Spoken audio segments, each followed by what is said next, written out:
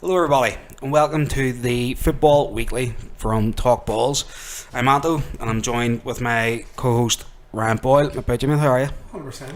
All good? Can't complain. So the transfer window, mate, just fucking took a major fucking boost. Well, I'm happy with what we're doing. But Like, it came out of nowhere. Like, this, it was so quiet in June that I was like, this transfer window's weird. well, that's it. It technically opens the 1st of July. 1st of July, but usually how many teams have 3 or 4 signs in by June, you know? Yeah. Everton done a lot of business in June. They were the only club in the Premier League to do a lot of business. And then, like United, I was going, fuck, we're not going to fucking sign anyone here. Do you know, like... Mr. Sheehan Mourinho came out and said that, I'm not happy with what's working. At the end of the day, you're the guys looking to sign these players. You need... You should be working with your team. Yeah, here's the thing, his dad died, you know. Right. He was away to the funeral, must have spent a wee week in Portugal. I can understand him not, like, I can understand him taking the back seat.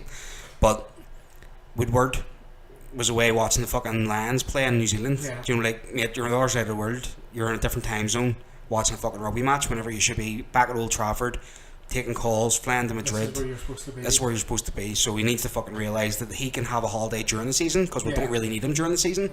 But this time of the year is his fucking earn your wage time. So the big news for people that aren't aware, there's been a few big signings knocking about now. The biggest for me that is confirmed is Lacazette. Big time. Well, he's a really good player. I know people will say, well, he played the French League.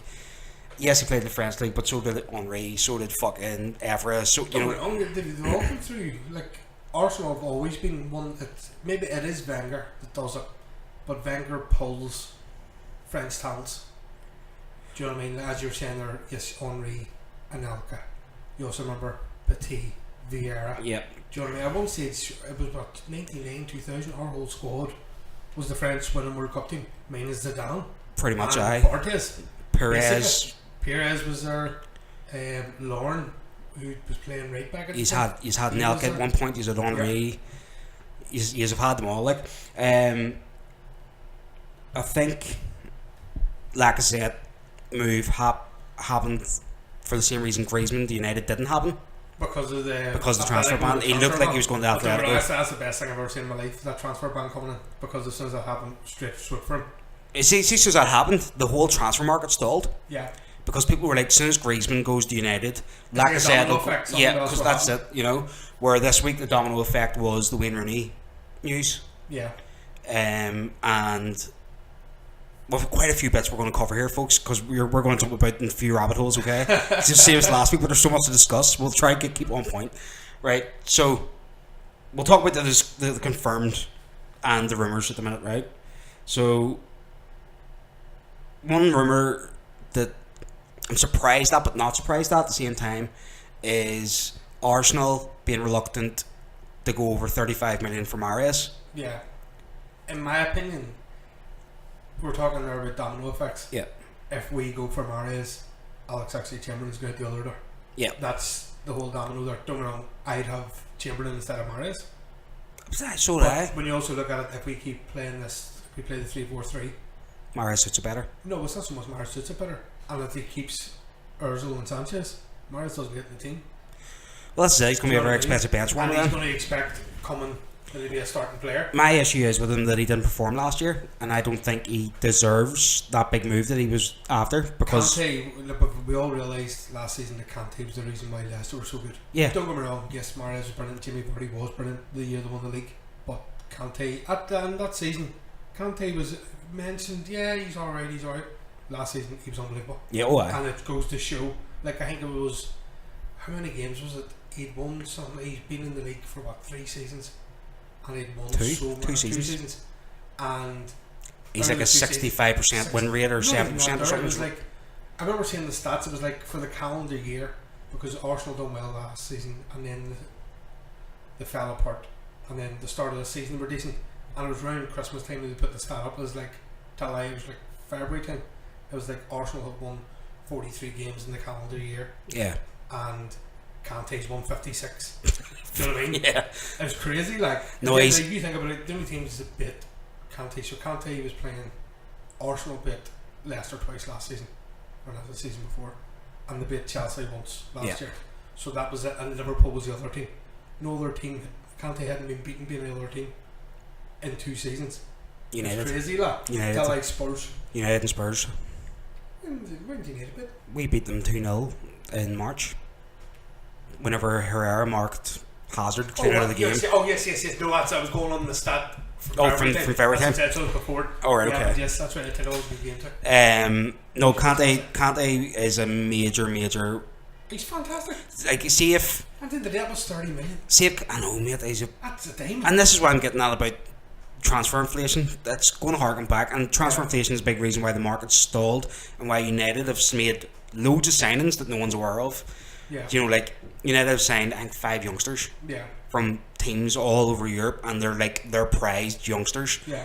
And we're taking them from Chelsea, we're taking them from City, we're taking them from PSG, Juventus. United always did have the good youth system. For youth system for young kids. I'm talking 11, 12 and up coming through. United was brilliant. Like back we were saying the last time we were talking about Welbeck. I still can't believe that happened. But it just shows you the talent that came through. Now you need that Rashford come out of nowhere 2 seasons ago. Nobody had seen or heard from him, and now and to be honest, it's looking like Rashford's going to be centre forward for his next season. If we get Lukaku, and it looks like we're going to, but I have a few issues with the deal, which we'll kick into that now. So the Lukaku thing came out Thursday evening, Friday morning, something like that. No, it was just the afternoon. Yesterday afternoon. 12 o'clock yesterday it came out. Right. So the whole thing was about it that United, somebody at the club leaked that Lukaku deal was almost done. He seems to have had his medical in the LA. Yeah. And now Everton have put the price up from 75 to 90. Yeah. Because they want more add-ons and stuff. He's not worth 90 million. He's not worth 75 million. The whole thing is the market's that inflated that the going rate for a striker, like I said to you, that scored 86 goals in 5 years, whatever it is in the Premier League, that's about right at the minute. That, it's when the likes of Man United going for a player, Arsenal. You get the United tax. It goes up. Yeah. Do you know what I mean? Real Madrid, Barcelona, they go for a player. At least 10 million pumped on. But they don't seem to get tipped. Like they got Theo Hernandez, Real Madrid, for like 15 million. Yeah. And I was like, that's about right. Yeah. Real Madrid seem to have this weird way of doing business where they get what they want all the time. Yeah. Which is why the Lukaku deal makes a lot of sense for Ed Woodward. Because like Real Madrid thought they would come in and boss us over De Gea. And I'm so glad that fax didn't go through on time. Because we were selling for 30 million. It's like I can't believe that happened. I know, mate. Professional football clubs, you know, like this. In the day and age of email and stuff, we're written on a fax. That's it. And John, the best thing was Real Madrid's fax machine. Yeah. Biggest club in the world, can't even afford a fucking fax machine that works. No, so like we were in negotiation with Morata for the last, I would say, 5 weeks easy. Yeah. He came back from his honeymoon to discuss the thing with Real Madrid. And they went back out on his honeymoon, left his dad and his agent going, hash it out, right, we want to go. But Real Madrid are saying they want £70 million, which works out at 80 or 85 million. Yeah, for in euros for him. And he's not worth it. He's not even worth the 70. Like, what you're paying for there is 24. Like, there were statistics I was looking at today. I think Morata had only started in the past two seasons, had only started 36 games. Yeah. For Juventus and Real Madrid. Yeah. Juventus had only started 12 in his last season. Yeah, and at Real Madrid, do you know, like he only started so many. Most of them, his goal conversion rate's way better than Lukaku. He's just like 38% or something, like, which is unreal. He's a better first touch. I think he's faster than Lukaku. He's not as strong, but he turns better. He runs the channels better than Lukaku. There's more about him that I like than Lukaku. But Real Madrid were like really adamant, we're not going to get him for less than what they're asking. No, that's true. And Woodward went, well, listen, we're hitting the ceiling here. Same with Perisic, we're hitting the ceiling here. We're not going to go over it. We have other targets. Yeah. And Real Madrid were like, aye, like who? Pfft. Everton, they're 75 million. Premier League proven, 24 years old, going to be an absolute animal. He just needs to go. He is an animal. Like, there's no doubt about it. But yes, what we're saying, he's not worth it. He's not worth it. But like, who is? Do you know? Like, you're looking at all these deals and you're like, Aubameyang, people are going 70 million if you want him. He's not worth it. No one's worth that money except for the superstar. Suarez was worth that money. Yeah. Ronaldo was worth that money. Yeah. Bale wasn't even worth what he went for. Do you know, like, Bale was worth 50 tops. Bale's proven. But he's proven to be worth it. But you know what I mean? at that time... At the time, I didn't agree with this. Do you know what I mean? But No, he has. Like Lukaku, if he comes to United for that sort of money next season, needs to score 30 goals. I think he could. I really like. He scores 20, 25 every year for Everton, and he done it at Wigan where he scored 20. Exactly, and then look at the support that he'll have behind him. Exactly. Do you know what I mean? He's going to get fed fucking way more. Like Zlatan Ibrahimovic was the most wasteful striker in Europe last year. He wasted some. Did you not see that? No. There was, I think it was who scored. I remember there was he had a lot of shots, but I didn't realise he was the worst in Europe. He missed. Do you know what? I think it's who scored. They do like a clear-cut chance expected to score, yada yada. He missed 42 expected to score situations. So if he scored them goals, he would have outscored Messi and Ronaldo. Yeah. Do you know what I mean? Like he would have scored 60 goals. That's crazy. He scored 28 as is. Like yeah. And that, as you're saying, and he missed a lot of chances. And he missed heaps. Paul Pogba had the most assists that weren't scored in Europe. Yeah. Do you know what I mean? And people are going, he's not worth the money. I'm like, he is worth the money. He just needs a striker, put the balls away, and then everybody be saying different shooting. Do you know, Paul Pogba's not worth the money. Oh, he's not worth the money. I'll be honest, he's not worth the money. But I'm saying, like, people are going, he had a bad season. I was like, he had a good season. I said this. I'm trying to think. It was one of the boys in work. I said this to. It was the argument was Paul Pogba 86 million, and they're like, I'm sure it's his first season in England. Give him time. Right? Yep. Mesut Ozil come in at half the price tag and was slated. He's like, he's came from Real Madrid. He should be the best in the world. He should know what he's doing. And got slated for all season. And don't get me wrong, he still has his critics, Mesut Ozil. I'm not one of those No, critics. it destroys me. The work he does. I think he's a bit lazy on the defensive side, but that's not his game. That's up to the other players around him. Yep. You know, people are expecting Arsenal's midfield to do everything, and Arsenal's midfield problem is that a lot of the Arsenal midfielders are too attacking minded. Yeah, they're all attacking so minded. Like you've no Vieira in there anymore who can do both box to box. You've no player just like even fucking like Kleb. Do you know, like he would come back and try to win the ball, where these boys don't seem to want to. Aaron Ramsey should be told, you're staying here. Well, I know you agree. I know you don't like him. So the United looking at Morata and showing Real Madrid that there are no pushovers is a great thing, because now they're apparently in for James Rodriguez, who we recorded. I'd go for James Rodriguez before I'd go for Morata. Well, the thing is, it's two different positions. You know what I mean? Yes, but like we need number 10 because Rooney's going. So exactly, you've nobody in the number 10 role. That's what I'm saying. So, but we've also only got 3 strikers, 2 of which are 21 or under.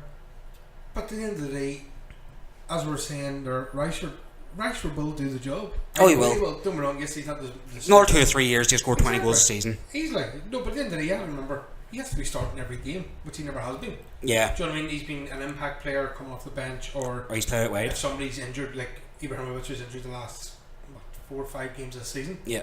And then even Anthony Martial sitting there, and you're like, that guy can play striker if he wants. Yeah. Do you know, like people don't realise they played striker for Monaco quite a lot of games the season before we signed him.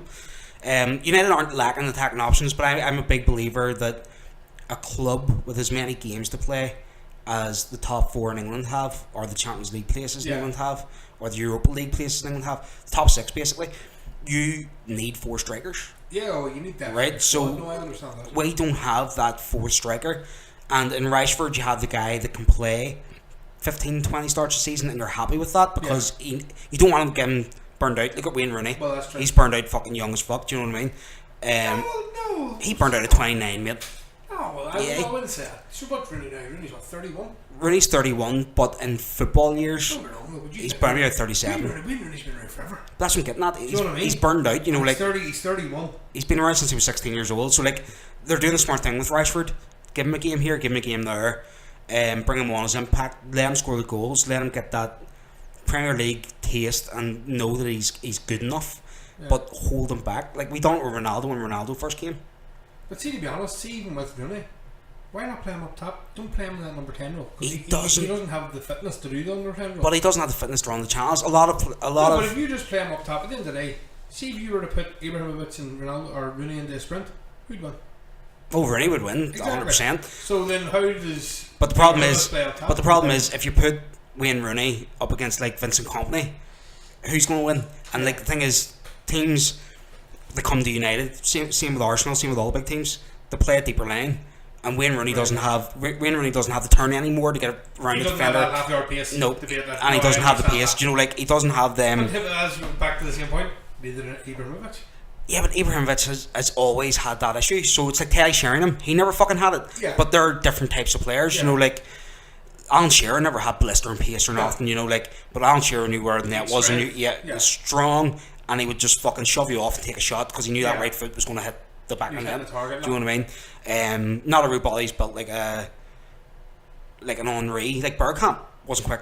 Bergkamp was like a fucking Sheringham-esque. You know, like, I have a great touch. I'm going to use this great touch. I'm going to fucking make the boy wonder where the ball went before he knows it's behind him, and I'm in on goal. And it's all about slight body movement stuff. Rooney doesn't have that capacity because Rooney was always an impact player. He was strong, he was quick, he was just, like, he did have skill. You know, like, he would always hold the ball up well, lay it off, and then fucking turn the player and boom, I'm in the channel. But he doesn't have it anymore. So, like, he suits Everton's style of play as number 10. He's not getting on as number 10 for us. And the really annoying thing is, like, people are going, oh, we need number 10. I'm like, with Juan Mata. Fucking just play Juan Mata. When he was at Chelsea, Juan Mata was player of the year 2 years in a row. He was in the Premier League. And then he was sold, do you know what I mean? And, like, seeing whenever they signed Juan Mata, I was like, oh shit, he's going to be fucking good. And he was amazing at Chelsea at number 10. Every time he picked up the ball, just about fucking 20 yards behind them strikers, you knew he was finding someone. Yeah, he was slotting out of the boot. Like you think then, but don't get me wrong, when he was playing number 10 for Chelsea, they had Torres up top, and it wasn't working. Torres never worked for them. No, but if they had... At the end of the day, that's not Juan Mata's fault. No. At the end of the day, we have to blame Torres, because he is putting the ball in the right channels. It's like Pogba and Ibrahimovic, like I was saying, you know, your job is to provide the opportunities. It's up to the striker then to finish it. I think Juan Mata's our perfect number 10. I think he would really suit the style we're going to start pushing forward. Like, James Rodriguez, yes, he's the big star signing and stuff. Is he better than Juan Mata? I don't think so, especially in that role in the Premier League. I would agree, they're 6'1", half a dozen the other. They are. They're the same traits, don't get me wrong. Mata would be stronger in some fields. Yeah. But then Rodriguez is he's more athletic, he's more skillful, exactly. he's more like, if he gets the ball. I wouldn't say he's more skillful. Would you not? No, not the Mata. No, Mata's got a lot of skill in his locker. Like. That's just true. He doesn't showboat. Like. No, he doesn't. That's what I meant. He's showboaty. Yeah. He doesn't mind using flair. Yeah. Like Rodriguez is the player that whenever he gets the ball, you sit up in your seat and you're like, oh shit, here we go, right? Where Mata's the player that whenever you get the ball, he does subtle things that you're like, meh, that was alright, and then like you look back at match at the end, and you're like, this was amazing, and then you realise you're like, you're like, holy fuck, actually, you know, it was like watching, and we're going to talk about them later, Scholes, Lampard, and Gerrard. You're watching these boys like drift forward towards defenders, and then bring them away, touch the ball off, and then defend the striker because they've just created space. And people don't realise that never happened until like Paul Scholes brought it along, and then the younger players like Lampard and Gerrard like mastered it again, and you know, like even found their own shooting opportunities from it. Like these boys just took the game to a different level. Even in Spain, then players like Xavi and Iniesta picked up on this. You know, like no one was doing it. Everybody was trying to be Zidane. Everybody was trying to be Vieira or King, you know, like there was all different types of players. Where now everybody's like, well, I can affect the game just by slight movement, keep my head in the swivel. If I move fucking 5 meters towards the defence, somebody has to come pick me up. There's my other strike. You know, like they start realising there's more to it. Oh yeah, Rodriguez doesn't have that brain. Rodriguez doesn't have that brain. Mata does. Yeah, I believe that. So it's all about the extra option. And then Mkhitaryan, he's number 10 too. I fucking forgot about him. Do you know what I mean? Did you see the crack with Mkhitaryan today? Did you see his kit picture for United? No. It was deleted from the official account today. So people, if you just go to Google and search for Henrik Mkhitaryan, and you're going to laugh as the reason why he was taken off. It's fucking funny. I'll find it here for you, man. Henrik Mkhitaryan. Fuck, it's so fucking hard to... How do you spell that motherfucker's name again? Mkhitaryan. Where are you?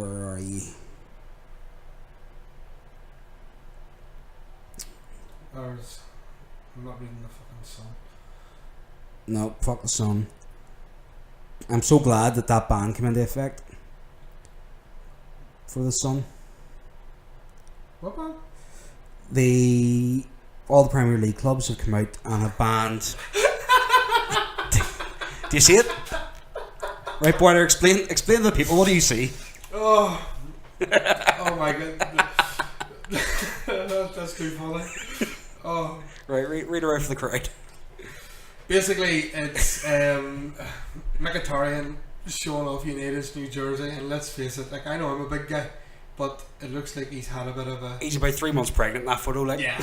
It looks like he's put on a good bit of weight before the pre-season. It's just the wee pudgy belly. Coral was zoomed in just a bit. It's quality, isn't it? Jose's not going to be happy. No. Jose's not going to be happy. Photoshop's a wonder. He's easily about 3 months pregnant. So congratulations to Mkhitaryan on his upcoming child. Oh, brilliant. Yeah, so that's what the crack is with him. 2 months pasta. Or whatever Algerians eat. Yeah. No, he's not Algerian, was he? Fucking Armenian. Right, so what other transfers have caught your eye? We could talk about Real Madrid and United for hours, because I think it's a very complex relationship that triggers a lot of things. Like, Real Madrid have always historically got amazing deals out of us. Like, they signed Beckham in the head of his powers for 25 million. They signed Ruud van Nistelrooy for like 10. They signed Gabi Heinze on a free. They signed Ronaldo for like 80. Yeah. And at the time he was probably the only player worth 100 next to Messi. Where we always like get drawn into, like, we want the Contra, we wanted Ramos, we want... I was going to say, you give all these players that way. Did they ever give anybody the other way? Nope. That's what I'm getting at. You know, like, we always go in and then they end up just going, like, as the deal looks close, Real always give them a new contract. Do you know what I mean? So Real Madrid have bullied United. We're now United are now showing, right, we have the purse strings to match you. You keep forgetting that you are the club in debt, bigger than we are. You know, like, you can't service your debt with what you earn. We can service our debt, and we always make fucking hundreds and hundreds of million. You know, let's go, lads. You know, we don't need your reserve striker. Like Morata is a bench warmer. Well, he is. And Real Madrid don't want him. They want Kylian Mbappe. So United are going, we will give you 65, like we've offered. If you don't want it, fuck you. Yeah. Don't take it. I'm just thinking the signings that have caught my eye. What do you call him? Javi Hernandez. West Ham. West Ham. Now, caught my eye big time. Now, United have a buyback option Right. for Hernandez. Back to the argument now that you need a striker. Back to the argument that we need a striker. Chicharito's not coming back from full first team football to sit on our bench again. Even though he's... Do you think he would sit on the bench if he come back? No, he won't. He'll not do it. He's too good, man. He's getting the games now. He's had a taste of the games for 2 years now. He's not going to come back to sit on our bench. No, but I'm saying, if he came back now, do you think he would be on your bench? Do Mm. you not start? Now, this is saying, at this moment in time, now you haven't got Lukaku and you don't have Morata. I would take him in a heartbeat. Of course you would. In a heartbeat. I was gutted when he left. I'm surprised no other big club in England has went for him until now. Yeah. United can buy him back for 15 million. It's not bad. Why the fuck don't we? Yeah. Even if... And his buy clause is 30. Say he plays 20 games. Do you know what I mean? The thing is, like, you pay him what he's worth. He's worth 150,000 a week. Yeah. And you let him know, listen, you're going to start the cup games. 100%, both cups. You're going to start 1 in every 3 Premier League games. Yeah. We'll try to keep you sweet, right? Yeah. But you have to understand that you're behind at least Lukaku. You'd be behind at least Lukaku. The thing is, he brings a different dynamic to teach them 2 other youngsters, Martial and Rashford. Yeah. Like, that man's runs are some of the sublime. best in the world. Like, you know, I haven't seen a player make runs like that good since Raul. Leverkusen aren't fighting for him. They can't, because there's 30 million buy clause, mate. There's nothing they can fucking do. What are they going to do? Like, they can't break the bank for his wages. They're not going to offer Premier League wages. I think he's on 60 or 70 grand a week over there. Do you know, like, he's going to get that doubled, if not doubled in a bit, you know, coming back to the Premier League. And another thing is, Bayern Munich are very quiet in the transfer window. This is the thing very quiet. This is the thing about the domino effect. Bayern Munich want to get rid of Lewandowski. Don't care what they're saying publicly. Lewandowski seems like he wants to go. Yeah. I think what's going to happen is PSG or Real Madrid are going to win the Mbappe race. Whoever doesn't get him is going to go for Lewandowski, because it looks like Aubameyang's either going to go to China or stay in Dortmund. Yeah. There's a lot of business that Bayern need to do going out. Anto Sanchez and Douglas Costa, they want rid of them before they can start bringing players in. If Douglas Costa, I would take him over Persic, and apparently he's for sale for 35 million. No, I would take him in a heartbeat. Like Perisic, they're asking us 50 million. Don't know, if we lost Alexis Sanchez, that's the perfect slot in there. There you go. And see that bait in your midfield with skill and passing. Anto Sanchez, you just give them 70 million, give me both your players. Yeah. That's what they want. They want 70 million for the pair. And like you're looking at the market going, we're signing Lukaku for 75 or 90 or whatever it ends up being. And I'm like, we could have just signed Renato Sanchez and Douglas Costa for less than that. Yeah. But United are linked with big fucking things. Well, that's true. And then going, oh my fucking god, I know he smokes, but I don't give a shit. That guy's, I mean, do you ever watch him play? I've seen bits and pieces. He's like Roy Keane, mate. He's like literally like Roy Keane, except for he smokes. I don't care that he smokes. Don't care that he smokes. Do you know, like he smokes like a trooper, yet whenever he plays, he's consistently like the top player for the how many miles ran on the match. Do you know, like doesn't matter. Distance covered. Do you know what I mean? His distance covered is always. If Roma play, he's their most fucking busy player because he's a box to box fucking madman. Yeah. I like him. I really like him. If Nainggolan comes off and Fabinho comes off, that's us. We're fucking good position for Champions League and Premier League. No striker yet, no. Well, we're getting the Lukaku, but we need that. We need that fourth striker. We do need a fourth. Although I think maybe just bring Angel Gomez up and. I'm sitting thinking what we're going to do. Now, What you're going to do? We've got Klasnic and we've got Lacazette. He's in the midfielder. Who? Who's in the midfield? Who would you get? That's no, actually, we don't need a midfield. That's what I'm saying. Do But don't. you don't like Ramsey? You don't like Wilshere? No, I never said I didn't like Wilshere. I said I like Wilshere, but I can't see him being there. Yeah, well, But I said because I can see Arsenal push them on and get somebody else in. it's because he's donkey. But honestly, if we get Mahrez, Chamberlain's out the door, and I don't want that. I would rather You're strengthening Liverpool. Jumped out the door. I think you're strengthening Liverpool by doing that deal and weakening yourselves. Big time. Well, no, I wouldn't say weakening ourselves now because that's like saying Mahrez isn't better than Chamberlain. I wouldn't say that. They're on par with each other, but you have the credit of Mahrez won the league. Yeah. And that's what puts him above Arsenal. I remember Arsenal. Heard you need a finish last season. Fuck, not too Below good. Arsenal. Not too good. We might meet you in the fucking knockout stages of the Europa League. We're gonna get Bayern Munich. Fuck's sake. I would be surprised Bayern finished there to just come on down for the crack. I think it's a trophy they've never won either. Europa League? No, sure. No, they might have won the UEFA Cup back in the day.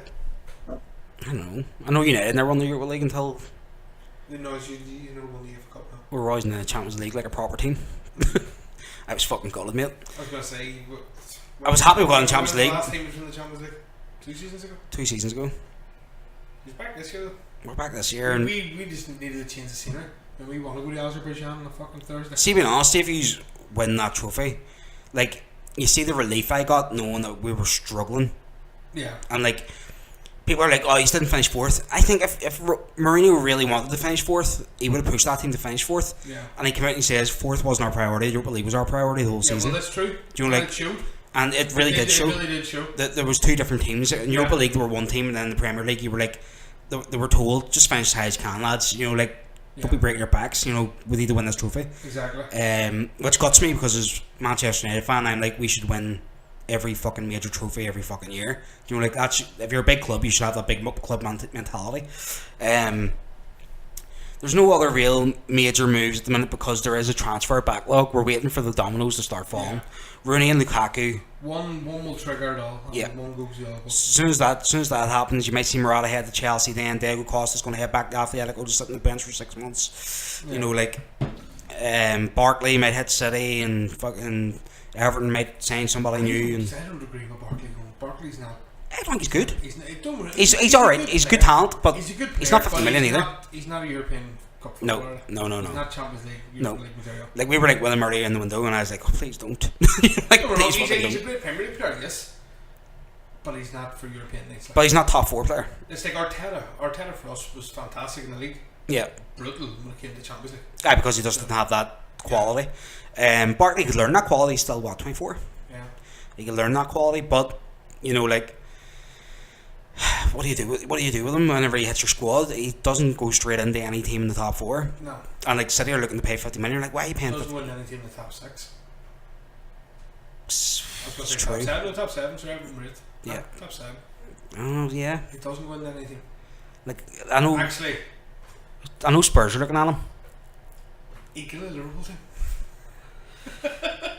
Yeah, honestly, we're getting. Well, here's the thing about Liverpool. Like, they've signed what he calls Bake, and it's a signing that doesn't make sense for me.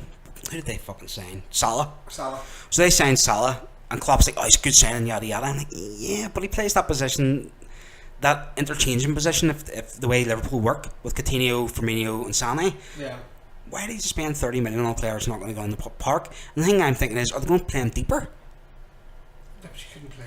You can't play Salah deeper. Where's he going to play then? Where's he fitting in that team? Unless, and this is where the Dominoes come back in, unless Coutinho, Firmino, or Sané is gone.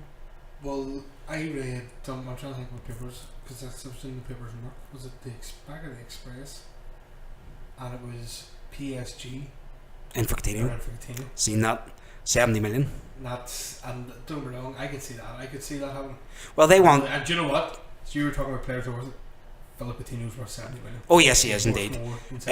Like I think that domino there that they're waiting for is Verratti. Yeah. Barcelona were supposed to go in with a big bid. They can't afford him. Barcelona are a done club.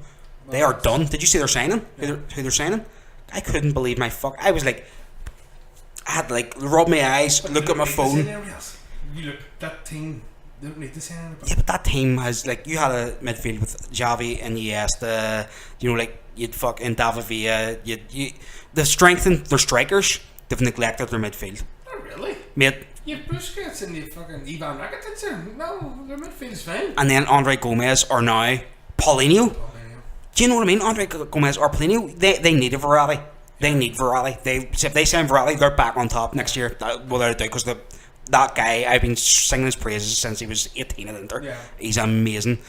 And see, whenever Inter sold him for like fucking buttons, I think it was like fucking 20 million or something. I was like, are they fucking stoned? Do you know, like that guy's going to be amazing. Like, and same as Kovacic, they sold him for buttons. I was like, what do you do with your midfielders? Like, you really don't value him. Coutinho, buttons, sold him for fucking 10 million or something. Do you know what I mean? Yeah. You're like, what is this? This club doesn't know how to appreciate their players. But no, I think that's a domino. Verratti goes, Coutinho then goes to PSG because there's the gap in the squad. Or Javier Pastore, he's still there, isn't he? Yeah, Pastore's still there. And he doesn't get on much these days. Not really. Whenever he comes on, he does well, but he's just not. Oh, he's fantastic when he's on, but he doesn't get on as much as he used to. No, I'm kind of glad that we didn't sign him. Well, there's not much else to talk about transfer-wise, is there? Really, there's the dominoes are about the pool's drying up. The pool's drying up, but the dominoes are about to tipple. Yeah. And at the end of the transfer market, I'd like to look back at it because at the minute I'm getting. Wrong. The 1st September, the second, say when we do this, it'll be, oh my god, did you see that? Like so the thing is, we're going to be talking about the money, and we're going to be talking about can we sustain this? Yeah. Do you know, like whenever championship clubs are spending 20 million on a player. That's when things aren't going to work out. That's the parachute funds for a team. Yeah, but then parachute funds are teams to be able to pay the wages for that year or two until it works. They're spending money to get back up Premier League. Think about Newcastle went down last season, or not last season, season before, right? But they're a big fucking club, mate. Exactly. No, but just use it as an example, right? So Newcastle went down, got their parachute payment of 140, 150 million. Yep. Yet St James's Park holds 56,000, and it was filled every week. Yep. Every week that stadium's filled. It's fantastic. Like, what annoys me is, yes, I'm an Arsenal fan from a house full of Celtic fans. Yeah.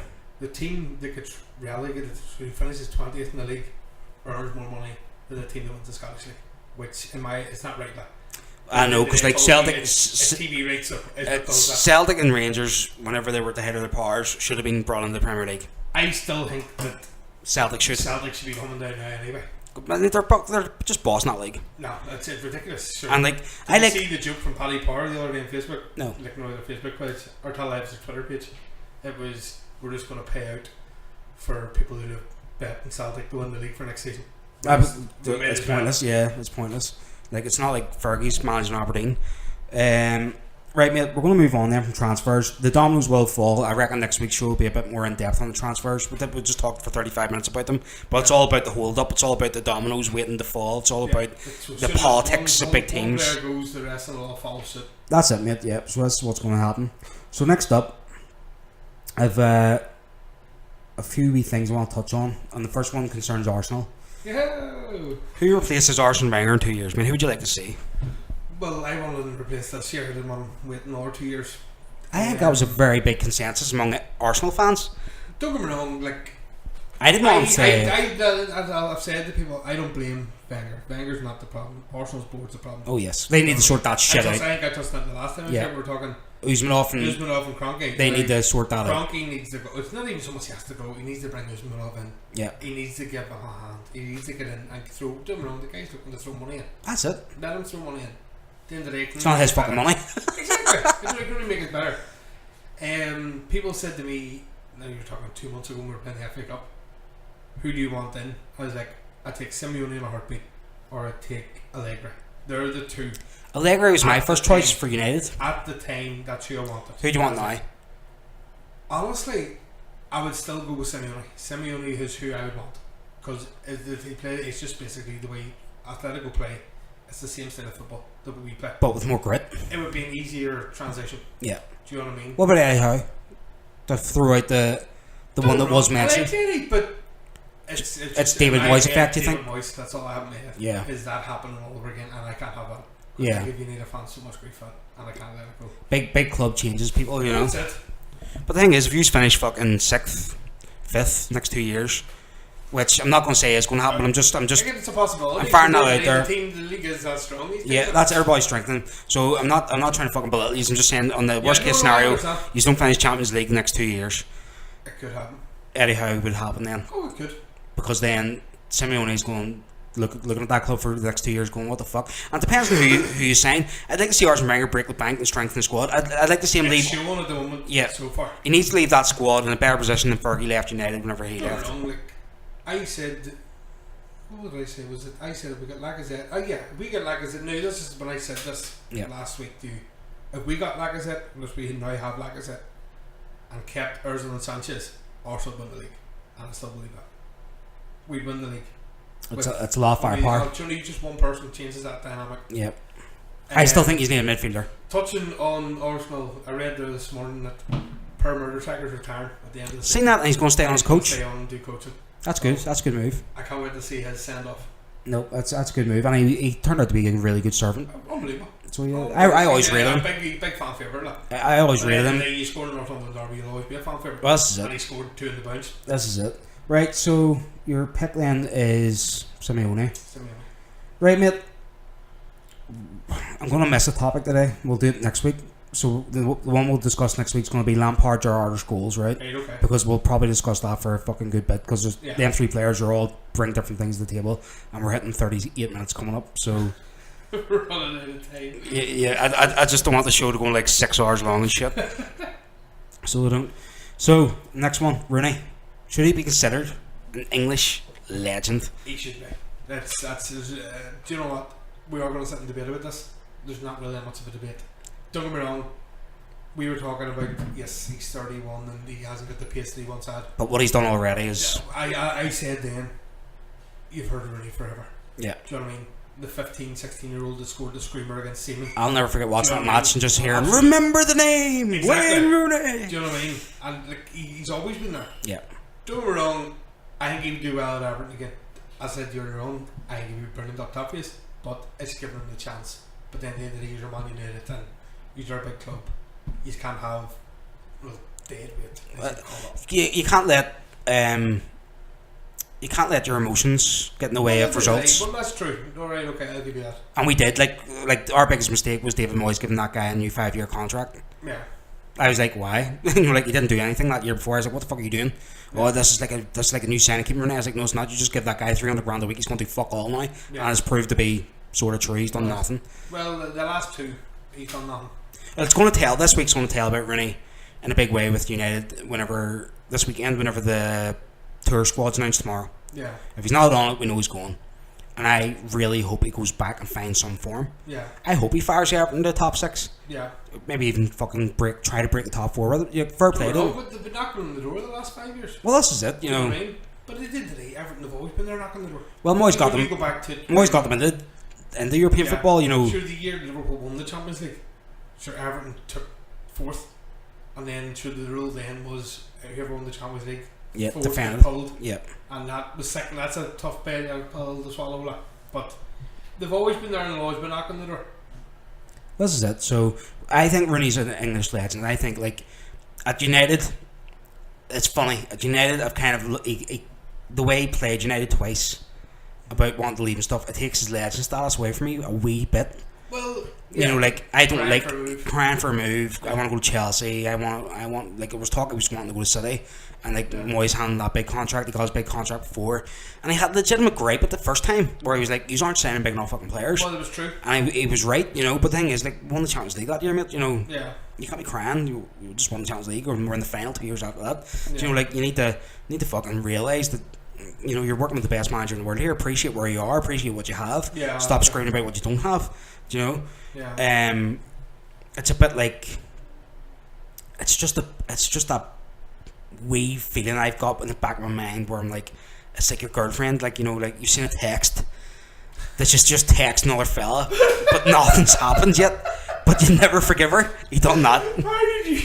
He just done that. I feel like Could you get to that? he just does, mate. It's just what it is. It just feels like Wayne Rooney was texting. Wayne Rooney, He was texting Chelsea and I just felt dirty. Texting another fella. Aye, but nothing happened. Just like, well, how are you? Did you have a good day? Kiss, kiss. What the fuck's the kiss, kiss for? Do you know what I mean? Who the fuck's this guy? Who the fuck's this cunt here? What the fuck's going on? And why the fuck are you asking me for more money? Oh god. Anyway, Right, he's an English legend. Yeah, he is. He is a legend. Alright, I'm happy with that. Internationally, he hasn't been as good. He's still English top scorer. Second top scorer in the Premier League. Tournaments. Well, this is the thing. Like, and see, John, I love about him in tournaments. He always gets injured, like the week. The lead up to it. And remember, like, do you remember he broke his metatarsal when he was 18? Yeah. And then 8 years later, he done it again Yeah. with the opposite foot. And for people who don't know the metatarsal, it's basically your fucking toe. Was that the World Cup 2000? World Cup 2000. No, it was World Cup because they played the yeah. USA. USA. And then it was the European Cup. The USA was the first game, and it was basically he's coming back. Rooney's coming back, and then he wasn't fit. Then they played Uruguay, and he played. Yeah, and he wasn't fit. And brilliant. He wasn't fit. They should never have brought him on. They should never rushed him. No, they should never have brought him. Do you know, like, they were relying on Theo Walcott, and you're like, well, fuck me. Do you know, like, what the fuck? And he was 18 at the time, and you're like, what the fuck's going on here? Yeah, so, like, in tournaments, I feel bad for him because he did battle injuries, but, like, Michael Owen, he battled injuries at tournaments too. And I just remember that match where Rooney got injured in the last game of the season, and the whole stadium just didn't breathe. Yeah. And he went off and stretching. You could see people crying because they knew we're fucked now. Yeah. Like, they knew he was out, and then it came out that he's twisted his knee or whatever the fuck it was, and they were like, fuck, and he's like, he'll be back in on the if we make it 3 weeks into the tournament, he'll be back in 3 weeks, and you're like, fuck. There's like, do you remember who was it was the Rooney thing. It was the same thing because I remember Van Persie was with us. Yeah. And like Van Persie was a fucking injury prone bastard who to us, and sure get a 1 full fit season and fucked off. But and then he gave us 1 full season, so no, but he won. That's what I'm saying. He won full fit season with us, and then went to use. Yeah. And then won use a fucking league, and then fucking where's he now? Galatasaray still? No, Fenerbahce. I think he's coming back. In the league. But that thing happened with Rooney. But the same season, Van Persie was injured, and that was the whole horse placenta thing. That's right. Yes, yes.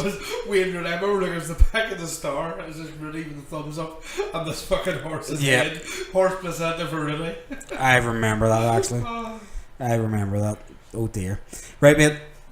So the next one that we'll have is going to take a wee bit of time, so that's why I kind of cut the other discussion out. So I come up with an idea, folks, of where I was like, imagine your all-time Premiership 11, and we support big clubs, successful clubs, who've had some of the Premier League's best players. And what I said was, and you're not allowed to pick any players from the team you support. So I'm not allowed to pick United's team members, and Boyler's not allowed to pick any Arsenal players. So I found it fucking difficult. Boiler, what about you? It was very hard. Like I sent you a message, how you getting on? You were like, I've been thinking about it all day. I was saying you're on. I so wanted to put Ashley Cole on that team. You know what I mean? Because in my opinion, he is how did you not get best left back the Premier League ever seen. Well, I'm going to argue with you about your left back whenever you get to it, but my problem is I have 3 formations, and the 3 formations include different players. Well, I let you go through your formations because I only have the one. Right, I'm going to go through the 3. I'm going to go through the 3, and then you pick which team you think is the better team. Right, okay. Right? Now, I found my goalkeeper and my defence easy enough. Right? they were consistent. My defence doesn't change, my goalkeeper doesn't change. Right, okay. So it's David Seaman. Yeah. I thought Ponytail was an amazing keeper. Well, Don't let Ronaldinho fool you. He was on tail end of his career then, and Ronaldinho was Ronaldinho. Well, that's true. And it looked like a cross. But Well, don't wrong. You know what? No, it looked like a he's shot. done it twice. I know, it was a shot. Once. I'm just saying that to be a cunt. So my first formation's a 4-3-2-1. Right. Right back, Ivanovic. Since he's been in the Premier League, he's been consistent. Yeah. He is a good player. I hate him, Chelsea bastard, but he is a good player. Next up, Jamie Carragher, who I toss up with Sol Campbell and Tony Adams. But the reason why I went for Carragher is because the length of the career that man had, 700 odd games for one club, or 600 odd games for one club. Never had pace, but fuck me, he seemed to be everywhere. He seemed to do the job. He's turned into a good analyst, but the banter with Gary Neville, them two boys are the best two guys in football to watch. They're very good pundits. I didn't like him when he played for Liverpool, but I can appreciate him now, because he's retired. Like Gary Neville. Yeah. Like Gary Neville. No one like Gary Neville. But you ask he's the best pundit this guy has got. You ask any fucking English football fan, anybody likes the Premier League, right? And so whenever Neville's playing, you said, who do you hate the most? Gary Neville. Everyone, Arsenal supporters, Spurs supporters, none of them even picked each other's teams. Like, it was fucking hate Gary Neville because he was like united through. You cut that guy in half. There was a wee red devil in there somewhere. Well, that's true. Like, right, we're seeing now whenever you go to England players, who's England's best ever right back? Gary Neville. All day. Who's Premier League's best ever right back? Gary Neville. You know, and he would be in there. He's better than Ivanovic. He would have been in there. Right. So you were saying they're just like about Neville, and everybody hated Neville. Yeah. Do you remember the tunnel incident between Arsenal with Roy Keane? Yeah, where Vieira. That all started over Gary Neville, because Gary Neville fucking said something to Vieira. And that's how it all kicked off. Next up, Vincent Kompany. Right. Okay. And the reason why I picked Vincent Kompany is, see, whenever over Tony Adams, yeah, I'll tell you why. So whenever he signed for City, I was like, he's a good player, he's never going to make it. He turned into a formidable. See, he's fantastic. See, don't get me wrong, last couple of years he's done not much. He's been injured, he's getting a wee bit older, he's lost that touch of pace. But see, them years he was in his prime for City, every time we went up against him, I was like, he is just going to boss whoever we put in front of him. I don't know how we're going to score. And fucking most of the time he did. Like, we did manage goals. Like, but we managed goals like overhead kicks with Michael Owen getting lucky. You know, whenever he was in his pomp, we needed luck and magic. Yeah. And a defender like that, like Adams, there was times Adams was susceptible to being a bit of an idiot. Yeah. Right? Very rare, but maybe once or twice a season you go. You gotta remember that was back in the days of George Graham's Alcoholics. Well, this is it, you know what I mean? White suits and all that shit. I just think he made the Premier League defenders look at themselves again. Because you'd like Rio Ferdinand starting to wind down, you'd Vidic was away, and he made the Premier League defenders go, this is what we're supposed to be. Yeah. He's an actual defender. He can play the ball if he wants, but he's more like, there's Rosette, I'm going to fucking aim for that guy right there with the hot dog. You know, get the ball out, any means necessary, clear the lines and go, and I really appreciate that. So he made it ahead of Adams and Sol Campbell. So what you're saying there is, at this moment in time, without United, well actually I'm going to include United players, so Vincent Kompany's the best centre half in the Premier League. No. At this moment in time? At this moment in time. No, nowhere near. Then who's better than him in the Premier League? At the minute? Yeah. I'd even put Eric Bailly ahead of him. Right. I would put. So how did how did he make it onto it? Exactly. He made it onto it for what he done in his prime years. Right. Okay. No, but in the day, he's still in his prime. He's not really. He's damn injuries and all taken out of him, man. No, yes, he's injured, but he's still age-wise, he's still there. Well, maybe Bertie comes back and he did prove us all wrong. Like towards the end of this season when he came back, I wouldn't say he's the best centre half in the Premier League, and I would never put him in your team. Would you not? No. But then that's your opinion. Yeah, no, I think he's. You said you have different teams, so well, he's a mainstay in it. Don't get me wrong, I've got one that you're going to do the exact same with me on, so everybody's got one. Everybody's got one. So I was fortunate enough to be able to put Ashley Cole in there. I wanted to put Ever in there, or Erwin, but I ended up putting Ashley Cole on. Don't get me wrong, as much as it breaks my heart with Ashley Cole though, he is the best left back. He was brilliant. He changed the game for left backs. So we did for the English left backs anyway, because then like the ones in Europe were doing what Ashley Cole brought to England. So in midfield, I'm just going to whack them all out, and you can say why or yay or whatever. Right, okay. So in midfield, I wanted a bit of dynamism in this, right? And I wanted to make two players work together that I don't think work together ever. And you know who I'm talking about? Jordan Alford. Right? So my midfield three is Gerrard on the right of the centre midfield. I was just going to say, we're sitting talking and you sent me these. So Yeah. what's he looking for? Claude Makelele sitting in Holland, the whole position, and then Patrick Vieira Right, okay. on the left of midfield. But I would let him roam. I would let him roam the line because that guy's fucking brilliant. In behind the striker, I have Dennis Bergkamp. Yeah. And I have Frank Lampard. Both score goals. Both have great vision. Both have just amazing Pinpoint accuracy. I'll give you. I can't argue with it. And the man that they're aiming for is they're finding him, and he's finding the net. Alan Shearer, who, like I said, I had to do a different team because I left out Thierry Henry. Yeah. And it was simply because of the formation. I was like, I can't put Henry ahead of Shearer because Shearer's the all-time leading Premier League goal scorer. I remember that hat trick where he scored with the right, the left, and the head. And he was the first player ever to do it in the Premier League era. And you're like, fuck, that guy was amazing, man. Yeah. And everything was simple. Everything was simple. Boom, get off me, defender. Boom, there's a goal. Arms up in the air, and he's running like a Nazi. He was just brilliant the way he would do shit. No, he was fantastic. You can't take that away. Right. So I'll go to a 4-4-2. Goalkeeper and defence are the exact same. Yeah. I have Perez out in the right. A Vieira, of Lampard, a Bale, because I struggled for somebody on the left other than fucking Giggsy. Yeah. I have Shearer and Henry. I agree with that team. Like apart from the company thing in defence, you can't argue with that team. Right. That's my opinion. And then next team is me hoping that Patrick Vieira can make these two cunts fucking play together. It's Gerrard, Lampard, Vieira. Vieira's in the wrong position. The other two were going to be ahead of him, and he's going to sit back a bit. Yeah. And then up front you have Robbie Fowler, Alan Shearer, and Thierry Henry. I like that front three. That front three would fucking bang goals in. I would have Ian Rush there instead of Robbie Fowler. Would you? Ian Rush would be, because he's the Premier League player as well. I know that. Rush, I know would that. have been there in front of Fowler. But like Fowler is I guess he's Robbie Fowler. number 4 in the all-time goal scoring charts, and like he done that in 6 good years. Yeah. Like that's unreal. Like you have to forget his nose diving under the line with coke and shit. Literally put his fucking career in a nose dive, and he was never the same. The injuries hit him. He was never the same. Played in Australia, played for City, but the guy on his pomp was deadly. There's a reason why Liverpool fans call him God. Well, he was fantastic. Like he takes all the plaudits from Michael Owen. You're like, Michael Owen was a good player too. He had the quickest hat trick there until what was it, Manny? Yeah, Manny. Manny's got a quicker hat trick. What was Manny's? Southampton 4 minutes or 3 minutes? No, Fowler's was 4 minutes. Was it then? It must have been 3 odd. I odd. only know that because it was against fucking Arsenal. And, must have been 3 odd then. It was 3 odd minutes. Scary. Well, so what team do you like out of there then?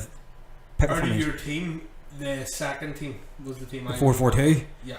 So the one with the most Arsenal players on it. No, actually works out the same, doesn't it? Yeah. No, it works out the same. The one with Henry and Shearer up top. Yeah. Perez and Bale on the flanks, Vieira and Lampard in the middle, and everybody except for company then. Right, hit me, mate. My team, right. To be honest, the only thing that I had a bit of challenge picking was the goalkeeper, and it was between Van der Sar and Schmeichel. Don't get me wrong, you can agree to the roar. But I went for Van der Sar. No power check? Would you fire him on that list? No. No, sorry, place for Arsenal. Oh, I read place for Arsenal. That's right. That's right. No, Van der Sar would take it. The reason he takes for me is the reason why I'm picking Van der Sar is consistency, man. Completely consistency. But at the end of the day, Van der Sar are better defensive than him. You mean? Do you know what I mean? That your back four then was you'd Neville, you'd Vidic, Ferdinand, you'd Evra. Yeah. Do you know what I mean? One of the best defences. That's the best. That's a back four you'll never beat. Yeah. That's things that should have swayed me towards Schmeichel, but then at the end of the day, you know what I mean. He had Gary Neville, Jaap Stam. You had. No, it wasn't even Veron. Sure, Veron joined after. Veron was there for Bartes. Our back four at that time was. Fuck, I need to get this fucking right. Gary Neville. You had Jaap Stam. Who the fuck was our centre back? It wasn't Berg. Think back to 1998. I'm trying to. That's what I'm thinking of. It wasn't Berg. I can't remember who it was. Our left back was Dennis Irwin. Was left back. Who the fuck was our other fucking? Hense? No, he was 2000s. I need to fucking Google this. I can't believe I can't remember this. I think it's like fucking like mean, it's somebody random. Like Stam was the big defender then. Yeah. It's somebody like fucking Henning Berg or fucking Ronnie Wahlberg or something. It could be Henning Berg actually. That seems, that sounds about right. Henning Berg won the league with Blackburn in '86. But then the midfield for Schmeichel was far better than the midfield. Like the midfield was you'd Beckham, and even up front as well. Yeah, you'd Beckham. Sheringham and Cole. Well, Sheringham, Cole, Solskjaer, and Sheringham, and York. You had Roy Keane, you had Paul Scholes, you had Ryan Giggs, Beckham. Right, hold on, I'm gonna find these players just to fucking make sure it's right. It could be. I think it is Henningberg. Henningberg's sounds about right. Sticking in there. So it does. Where the fuck's the players? It's giving me all the. Oh, here we go. It's gonna be some of the obvious that we've missed. Ronnie Johnson, David May, Curtis. Who the fuck are you? Henningberg. You had Wes Brown in there as well. Yeah. Ronnie Wahlberg. And Danny Higginbottom. he was in the squad bit. For the Champions League final. Don't forget, David May has a Champions League win as well. Yeah. Shoot yourself now. Right, go ahead. Next. Up against the doors. I would go for Van der Sar. I agree with you, Van der Sar, but I would go for him because Watson's United fan for fucking 25 years or whatever. He was doing wrong. Schmeichel was brilliant. He changed goalkeeping. With Schmeichel. Yeah. You were never getting past him. But he changed. That's a lie. Of course you get past him, but Schmeichel will come out and makes himself big. Van der Sar, during the day, Van der Sar never really had the chance to win him coming around the back and going 1-on-1 with Van der Sar. Nah, because Ferdinand and Vidic there. Yeah. But Van der Sar's shot stopping was better than Schmeichel's. And holds why I put him in top. Does he hold the record still for most? He beat Petr Cech's record for most minutes without conceding a goal. Does he still hold that? I think he does. I know Cech has the record for most clean sheets. Yeah. I think he did beat Cech, but Cech was at Chelsea then. I'm hoping in 5 years' time we're going to Hay as the best goalkeeper in Premier League ever. You never know. Like he's starting to get into the discussion. This time next season. You know, this time fucking tomorrow. Right, so go ahead. I never even said the formation I went for was a 3-5-2. 3-5-2. And my defence was Gary Neville. Gary Neville. Mouthpiece is great. He was a great footballer. Underappreciated. He was fantastic. Underappreciated. Rio Ferdinand. Yeah. It was hard between Ferdinand and Vidic. Right. That's true. That's what I went for. And the third one is... It is the one that's going to... Like, you can't wait to bite your bait. You're going to say John Terry, aren't you? No. Sammy Huppier. Oh, Sammy Huppier. Sammy Huppier was a great servant to the club. And, to be honest, would always show up in a big game. He's a really, really good defender. He always kept the people either side of him. I'm not going to bitch you about it, but I think Vidic is the better. But I can see what you're doing. You don't want to put three United players in there. For Wade, but at the end of the day, it's not so much like about the United players. Is to provide a bit more of it. What about John Arisa? Well, I would have had Risa in the ring back position. But that's it. I was thinking I was going to have a Risa on as the 5 midfield. It would have been a wing back. Yeah. But you'll hear who my left midfielder is. Right, wait, I'm not going to bitch about it.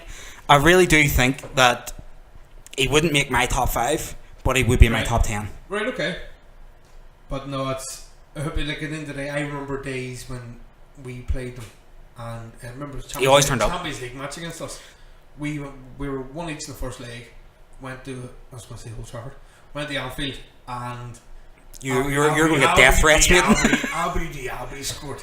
I remember for the match actually watching, and we see on Sky Sports News and you see the wee bar going along the bottom, and I was like, Albie, what the fuck is he doing on the pitch? Scores a fucking belter from 20 yards. I was like, oh, there's a reason. And then Hoopy equalised that night, and it was a bullet header from the edge of the box. I've never seen a header like coming in so slow and coming off the head so fast and straight up in the top corner. But as I'm saying, Hoopy, he always showed up in the big game. Yeah. And he was reliable. Like, you never really heard of Hoopy having a balls up or a slip up. That Liverpool team had a few of them players, like that team around that time. Was liable to a mistake now. He was alright, yeah. But you had like Didi Hamann and all them sort of players that they just seemed to turn up for big games. That's it. And had that wee moment of, well, we could all have like Smeetser and stuff, that we could have that wee bit of brilliance. Yeah. So right, go ahead. Into the 5 midfield, in the defensive role is Claude Makélélé. Brilliant player. Don't get me wrong. you know it's hard to put in that your team's players, but Claude Makelele's the only other player. Well, he was that good.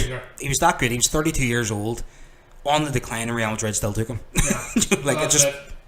In front of them two in the two holdings is Gerrard Lampard. Then I've got Gareth Bale on the right hand side of midfield and Giggsy on the left hand side of midfield. All right. I don't think there's any argument there. How did you not put Scholes in though? The reason it was between Lampard and Scholes because Gerrard was staying. That's my opinion. Because the defensive minded part in your team is picking a team. Would be yes, both can go forward, but Gerrard can also come back. Yeah. For Scholes, at the end of the day, yes, you know yourself how hard it is to put.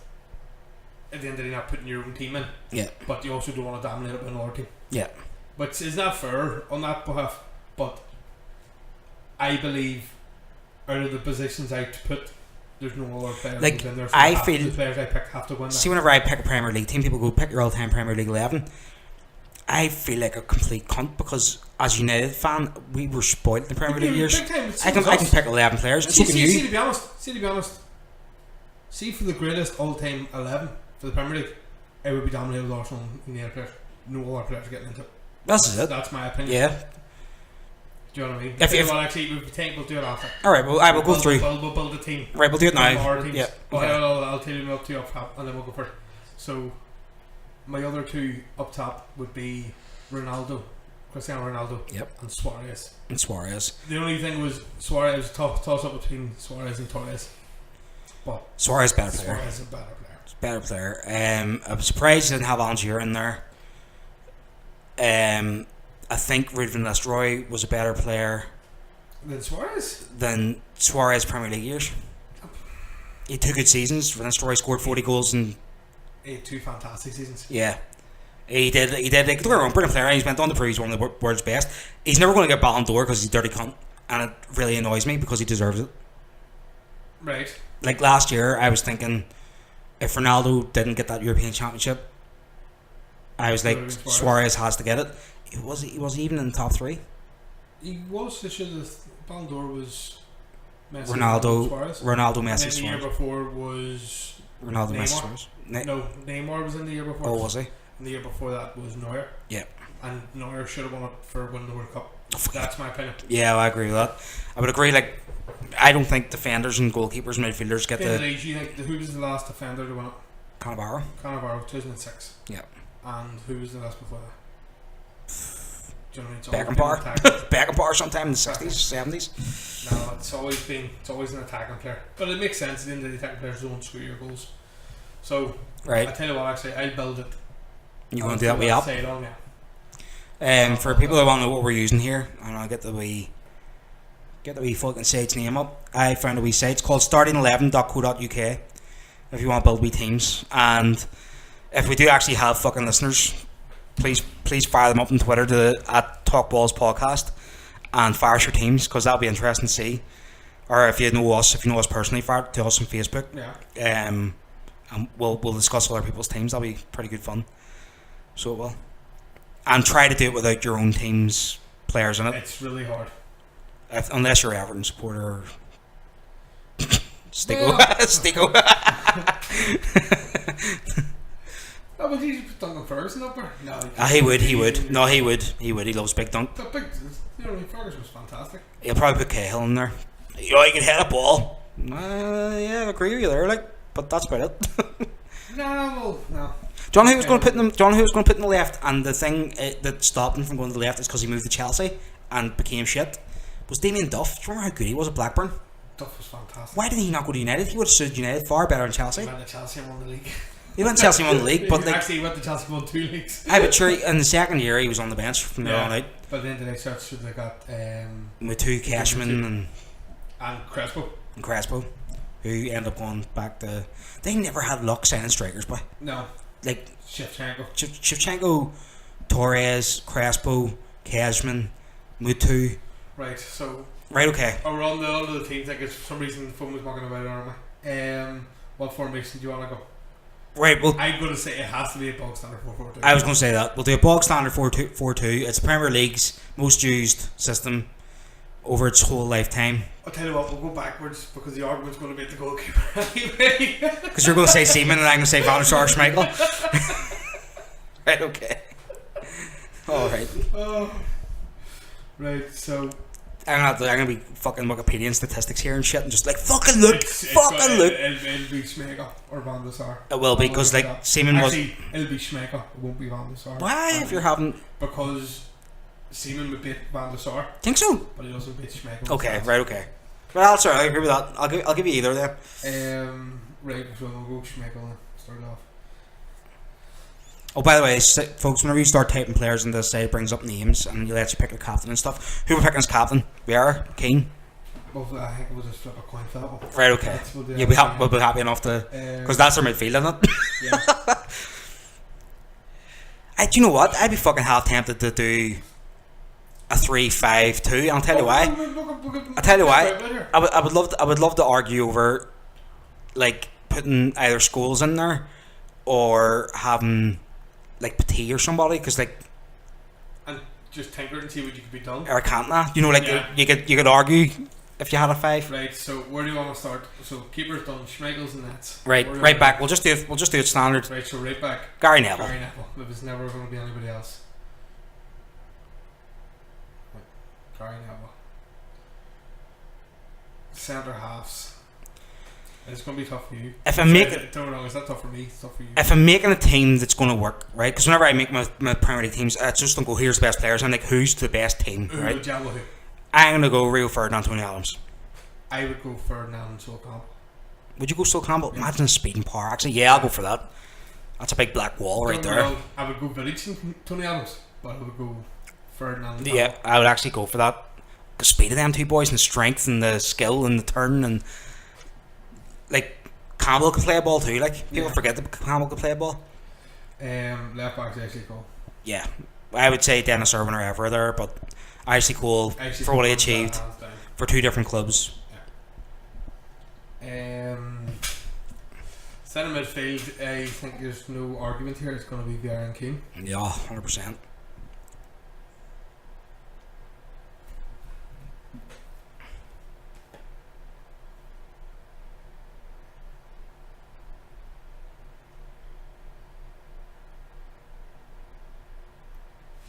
Which leaves... Right. Heads or tails? Oh, tails. For Vieira? Yeah. It's tails. Vieira gets it. You have to take a coin. I don't have coins. I don't have coins. Just using that on phone. I had no coins right there somewhere. So Vieira's captain. Yeah. And it's literally a much there. Oh, no. I hate the way this actually does pick a midfield. Well, if you spell it wrong. No, I got there, but there's no captain. See, beside him. There should be. A bit random. He's a captain of one of my teams. Fuck it, no big deal. I must be spelling it. No. Now my eyes are playing tricks on me. Spell it out. V-E-R-I-F. Vieira. Yeah, that's what I've got. It's alright, we'll know he's captain anyway. Right, left. Right, actually, we'll start with the right. You want to go right? Who's in the right midfield?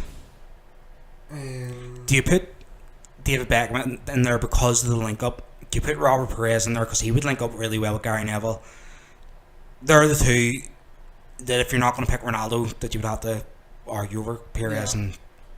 Well, no, we're on the right hand side. Yeah. Right, so I would put Beckham ahead of Perez. Maybe that's, yes, I know I'm an Arsenal fan. Beckham would get there before Perez. Just something because that link up. Yeah. Like, John, I loved about that. People knew what they were going to do. No one could fucking stop it. You know Beckham's getting the ball. You know he's going to wait for Neville to do the overlap. And you know a cross is going in, or vice versa. Yeah. And no one could ever stop it. Beckham. Ronaldo on the left hand side there? Or are you going Ronaldo up top?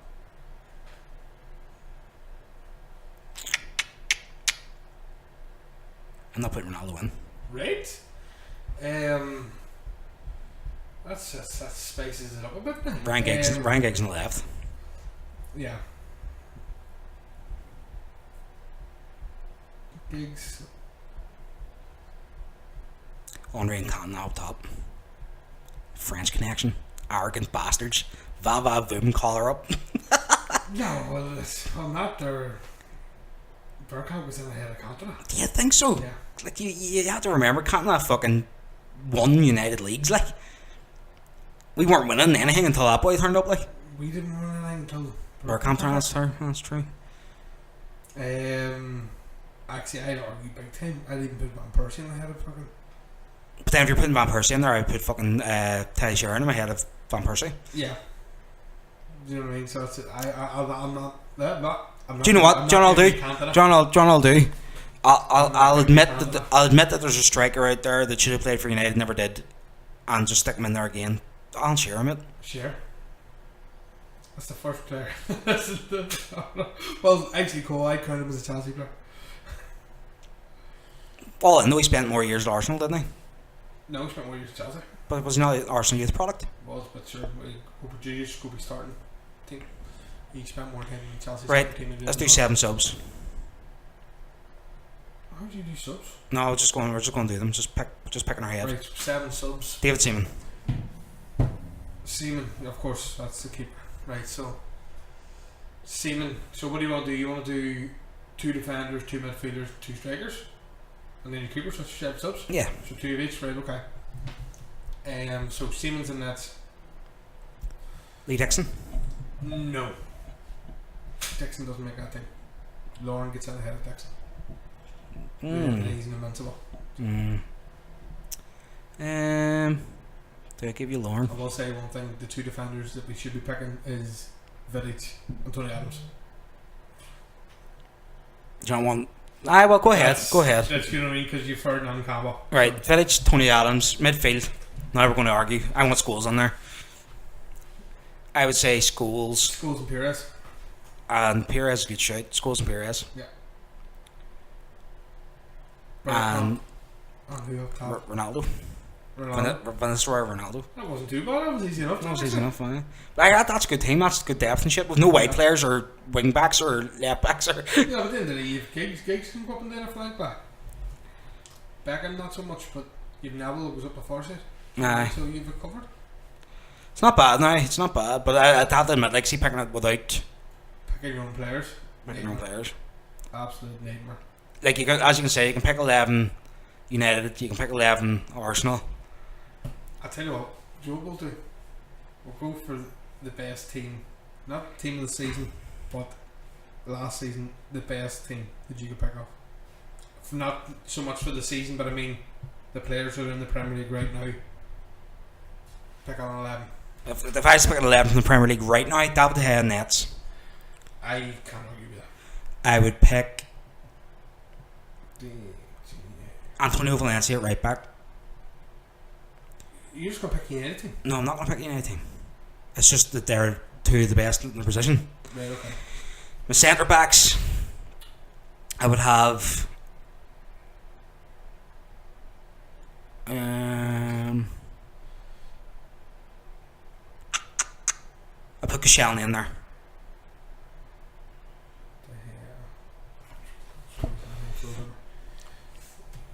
I need to actually fucking have a Google here and just look at a big bunch of faces and go, do you know what? Because I've too many in my head. Valencia. Oh, that's not right. Let me see.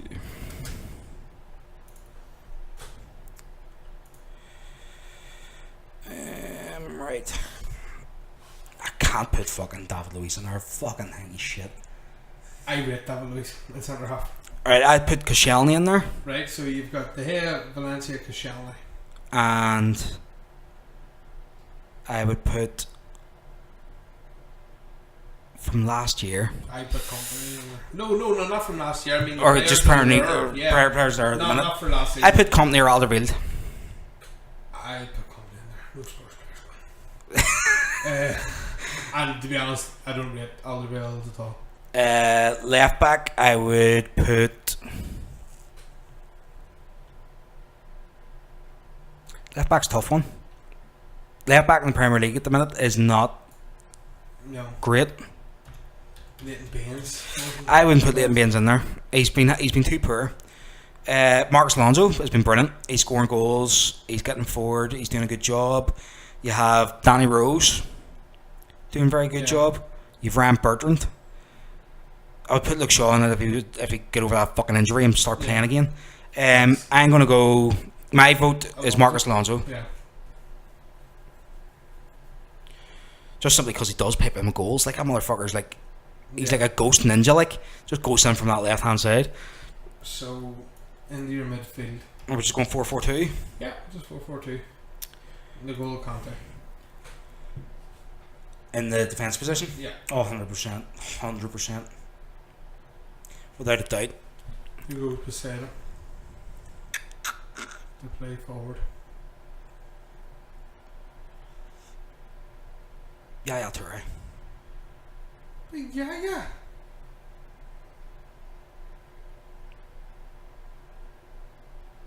Or Ander Herrera. I'll put Toure ahead of Ander Herrera.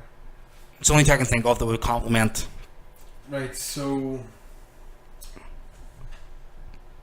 Right midfield. This is actually going to get hard now. Because this is your forward position. Mahrez has been poor. Terrible. So he doesn't really deserve it. Mane. I go Sadio Mane. No, I can't argue that. He's been devastating since he's moved to Liverpool. He was devastating before he went to Liverpool. Yeah. Like, I thought the fee was too much. I thought like 25 was about right. They paid 35 for him, and now he's just proved me wrong. He went to a different level. For the left hand side is who should be playing left hand side for us is Alexis Sanchez. I was going to put him up top. I would put Harry Kane and Lukaku up top. Sanchez has to play left hand side. I was going to put Eden Hazard out there. That's it. Well, you call away here. This is basically. Well, how about this? Right. We'll put Hazard on the right. We'll put Sanchez on the left, and we'll have Harry Kane and Lukaku up top. Alright, okay, but no, I would put Mane. Actually, you know what? Fuck Hazard. He had a really bad season 2 years ago. Yeah. And he only recovered form parts of last season. At the end of last season. So I'll give you that. That's okay. Sanchez, he was getting in the team anyway. Sanchez, like, and Harry Kane, Lukaku. That's a lot of goals. How many goals in that top four? Harry Kane, Lukaku, or else Harry Kane, Aguero. Problem is with Aguero. Inconsistent though. He's inconsistent, and a bit like Lukaku at times. He's a big game bottler. Yeah, he always is big time. Right, but that's what you have Harry Kane there for. You have Harry Kane whenever he doesn't score. If Lukaku doesn't score against the top six, you Kane will do it. And then if you have Kane's not scoring against the bottom half of the table, Lukaku's going to do it. So we went for De Gea and Nets, Valencia on the right back, Koscielny, Kompany in the middle. You've got Alonso on the left back. Yeah. Yaya Toure and Kante in midfield with Mane out the right and Sanchez at the left. Lukaku and Kane up front. You weren't sure about Toure, so I want to revisit that. Who else would you have in there? On your personal. Well, there's a player I would like to say on a 4-4-2. There's a player I would like to say, but I don't think you're going to go. He's not as good as name wise. He's not as good. Right. So who you want? But because of how good he's been playing the last couple of years, I think he's phenomenal. I think he's only going to get better. I would put him in there because he's on form. Okay. Danny Drinkwater. Oh no, I can't argue with. Drinkwater was brilliant. He's been really good the last 2 years. He was one of Leicester's better performers last year, and they had a shocker. But that's, actually, no, I can give you that. Okay, I will give that. Drinkwater. I'm happy with that. Like, say if any team, big team this summer went and signed Drinkwater for 25 million, I think they're getting a fucking steal. Yeah. I'm gutted. See, I was gutted when United let him go, but I was like, he's young, he's not going to get the games with bigger names in front of him. He's going to be a good player. I didn't know how good he was going to be. Do you know what I mean? Like there's Danny Simpson's the exact same. Yeah. Like, Leicester won the league with 3 or 4 United players. That's not about 11, actually. Will do subs or will we leave it at that? No, I'll leave it at that. I don't think he's not selling anymore. You would just be nitpicking players, wouldn't you? Yeah. Ozil would get in there for me. Oh, big time. Herrera would make it in there for me. Mesut is not there, in my opinion. The way the organ is the formation. Yeah. So, Eric Bailly would make it in there for me. Yeah. Aguero goes in there. Aguero would definitely go in there. Hector Bellerin would be a big shout to go in. Yeah. Let me think. Courtois would make it in. Or Lloris. I'd put Lloris in. there's something about Lloris just has. Courtois doesn't have that dominance that he did in his first year at Chelsea and the 2 years he spent at Atletico. He's kind of bottling it a wee bit. He's not the keeper we all thought he was. No, it's starting to show in the Premier League now. Now that their defence is that wee bit more unsettled in front of him, he's starting to show. Yeah. What? Talking about John Terry's about a fella. John Terry talking about that. We're talking transfers. I know. Here we go. Right. I like Lampard. I would have took John Terry to United. I would have locked every woman's vagina away with a chastity belt. But it would have been worth it. Let him run free. Let him run free. It's worth it. Hire a couple of hookers so we think straight in them. Don't wrong. Yes. If we were to sign him, if we had have signed him, he wouldn't look at it. He wouldn't. But at the end of the day, that's the argument. Does he go in? But he does. With Arsenal playing three at the back, he doesn't win because Koscielny. You need speed. You need speed as well. And Monreal Holding. So not even Monreal. Robert Holding. Holding's going to be a good player. He's fantastic. He is going to be a very, very good player. He would, in my opinion, would cement himself in that back three. Yeah. And Monreal's going to drop. But it's what he does for your team as a whole. Yeah. Like it's like whenever we signed Laurent Blanc. Yeah. Like people were like, why are we signing this 33-year-old or whatever he was at the time? It's all about the mind, and like that guy spent 2 years at United, won 4 trophies, I would like to say, while he was there, and his experience to Rio Ferdinand was invaluable. Yeah. His experience, our defenders coming through at the time, like I think at the time, our youngsters would have been. Who's our youngsters around then? Shawcross would have been in there. Yeah. You would have had Spectre was in there. You would have had Drinkwater would have been a youngster around then. Like you guys that picked up, you could see that they picked up a wee bit of class from. Yeah. Like Rio Ferdinand, when he came from Leeds, he had a touch of class. Yeah. Playing with Laurent Blanc cemented the class. Yeah. Do you know what I mean? It's like Henrik Larsson when he came to us as well. It's what a player can do for your team. That's true. Like you bringing back Henry, that wasn't just for shits and giggles and goals. That was 3 months, and it was 3 fantastic months. Yeah. He had. And it's like you have to think in that 3 months, how much did your youngsters pick up from that guy? Unbelievable. Do you know what I mean? Like sooner he signed, I was like, maybe this is the spur that Walcott needs to kick on. Yeah. It never happened, but you know, like at least there's a guy who's done it all, gets that respect. It's like us taking Ibrahimovic for a year. It's all about that presence. It's all about what's he going to bring outside. And John Terry would have done that for any team. You've seen it in parts last season with with Ibrahimovic playing up top. Some players in the room, Martial had a fantastic season. Yeah, I think he's very underrated. People upped their game. Yeah. Because Zlatan was in their team. It was like when we signed Ozil, players upped their game. Yeah, 100%. Guys came from Real Madrid. We did up our game. Yeah. And it does show. You see when big names do go to teams. Pogba was the same actually. You think about it. Ander Herrera had a cracking season. Yeah. And that's because Pogba was sitting beside him. Yep. Do you know what I mean? All they need is a defensive midfielder and then Golan, Eric Dyer, somebody like that. I don't want Matic. Thank fuck we're getting Lukaku because Chelsea will be pissed off and not sell us a cold. Like, yeah. You know, like I'm really fucking happy with the fact we're not getting Matic. I want Fabinho or Nangolan. Don't know. I would have Matic. You can't turn away Matic. Like Matic is a cracking player. Not the money they're talking though. Well, they're talking 35 million and then they're going to get back Iago. No, they're talking 40 million or 35 million for Matic and they're getting back Iago for 30 or 35. Yeah. And I'm like, why is United going to give them money to strengthen with a younger, better player? In my opinion, why don't you just go around and get that why don't we just go and get back Iago? Yeah, like, why? Right. And I know Mourinho really cherishes loyalty. We've seen it. He always signs players that he knows. Yeah. So you've seen that he's done it always for years. So well, he signed the Portuguese connection. Yeah, he Deco. And then when he went to Chelsea, he brought Paulo Ferreira, Deco, Ricardo Carvalho. He was all them players. There was another one as well, wasn't there? One that didn't work out. Ferreira, Raul Morales. There was another one as well. There is actually another one. His fucking name's escaping me. Rui Costa. He was good too. He was good. And then whenever he went from Chelsea to Real Madrid, he signed SEN. Yeah. He brought somebody else over eventually. He brought Carvalho with him. That's right. Deco Lorry went to Barcelona at that stage.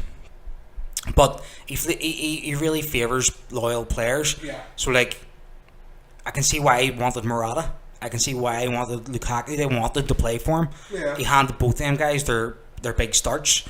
Like Morales' first appearance was under Jose Mourinho in a Real Madrid shirt. Lukaku, yes, Mourinho got rid of him twice, but he also wanted him back twice. You know, like Matic is possibly, he's thinking like, I know this guy, I can work with this guy, he's going to give me what I want. Which in my head I'm going, right, Jose knows the system better than I'm ever going to know his system. The guys, it's his fucking system. But I'm looking at the talent, I'm looking at the market. I'm thinking for 45 million we can get Fabinho. For 30 million you're getting Bakayoko. For 35 million you're getting Nainggolan. Yeah. Like midfield seems to be a place where the money's just about right. Yeah, well that's true. You know, you can't argue with them prices. You know, like they're about right for what you're expecting. Yeah. Don't get me wrong. If it was 2-3 years ago, you're probably paying 8 million less on each player.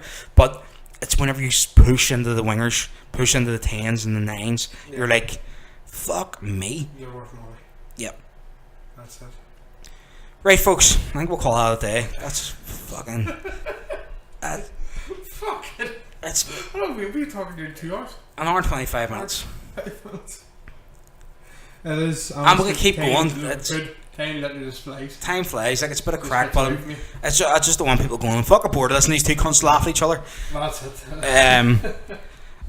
No, it's been a good show, folks. It's one I look forward to in the week. Now, I love getting Tommy down and I love getting Border down. It just makes my fucking week, mate. We've got to get you on the actual podcast, which we're doing tomorrow if you're free. What time you talking? Don't know. Roughly, well, I'd say you can work into 6 again. About this time again. Yeah, 100%. That's me. Right, so we'll call it 7:30. Yeah, perfect. And we'll get Tommy round. We'll have a few beers tomorrow. And we'll talk everything else. So we'll just talk balls. So this is going up. This is going up today. You're getting this on Friday the 7th. And before we go, I'm just going to double check that there should be no completed transfers before we bounce off. Leave. Because then if people go, why didn't they talk about that? I would have had it in my watch. With Van Lincoln, Andy Murray's beat. Just the Lions. Lions. Conte's frustrated over Lukaku. Right, I'm just going to search for United and see if they have any movement on that. No, Lewis Hamilton, Formula 1. Chelsea match 75 million bid for Lukaku. According to... Who's this according to? This looks like ESPN or something to me.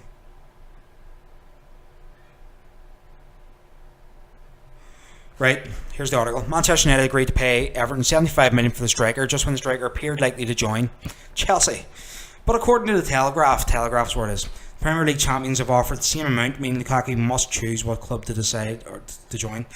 However, it is claimed Chelsea are unwilling to match the agent fees paid to Raiola. So that's where it's going to be a hang-up. Yeah.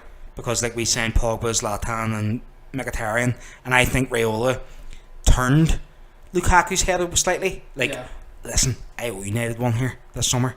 Like, they fucking paid me, like, we must have paid him 40 million last year. Yeah. You know, like, do me this favour, join United, go back and play with Jose. You know, like, whispering in his ear, getting away from the Chelsea move. And there's already been a picture of Lukaku leaked in a United kit. Really? I'm trying to fucking open it. Photoshopped. No, mate, that's legit. Tell you what, actually, that is pretty well done. That is legit. It's not. It's not. No.